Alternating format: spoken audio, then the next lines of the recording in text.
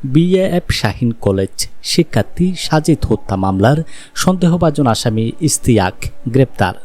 চট্টগ্রাম মহানগরী চকবাজার থানার আলোচিত বিএএফ শাহীন কলেজের একাদশ শ্রেণীর শিক্ষার্থী আশফাক কবির সাজিদ হত্যা মামলার সন্দেহভাজন আসামি ইশতিয়াককে গ্রেপ্তার করেছে র্যাব ৭ চট্টগ্রাম।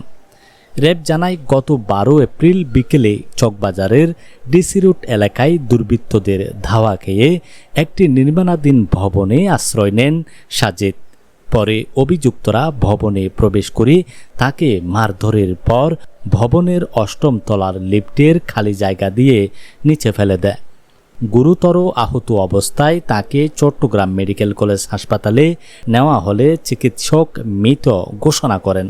এ ঘটনায় এলাকায় ব্যাপক চাঞ্চল্যের সৃষ্টি হয়। ঘটনার পর নিহতের বাবা চকবাজার থানায় হত্যা মামলা দায়ের করেন। র্যাব ৭ জানায়, গোপন সংবাদের ভিত্তিতে গত ২৬ জুন রাতে চট্টগ্রামের দক্ষিণ রাঙ্গুনিয়া উপজেলার শিলক মিনাগাজের টিলা এলাকায় অভিযান চালিয়ে মামলার সন্দেহভাজন পলাতক আসামি ইশতিয়াককে গ্রেপ্তার করা হয়।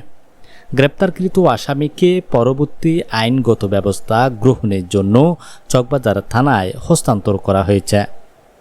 News desk, Chittagong.